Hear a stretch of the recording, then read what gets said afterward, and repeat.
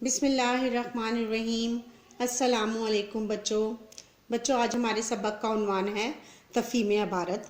तफ़हीम अबारत जो है वो शहद की मक्खियों के मुतालिक है कि वो किस तरह शहद तैयार करती हैं और कितनी मेहनत करती हैं और शहद के लिए कितने फूलों का रस चूसती हैं, तब कहीं जाके हमारे लिए शहद तैयार होता है। शहद जो है अल्लाह ताला की एक नेमत है।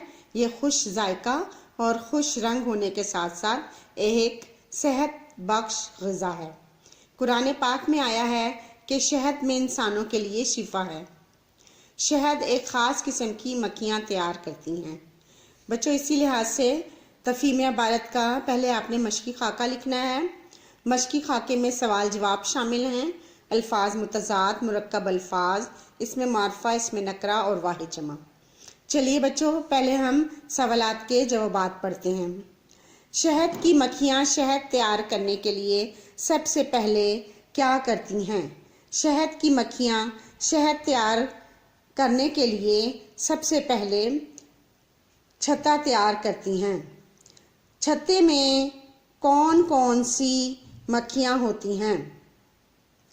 छत्ते में एक मलका मक्खी, कारकुन मक्खियाँ और नर मक्खियाँ होती हैं। शहद की मक्खियों को आधा किलो शहद बनाने के लिए कितने फूलों का रस चूसना पड़ता है?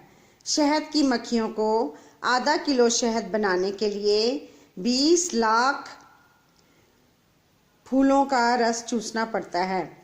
बच्चों, इस तरह आपने सवालात के जवाबात कॉपी पर लिखने और पढ़ने हैं। अल्लाह हाफिज़ बच्चों।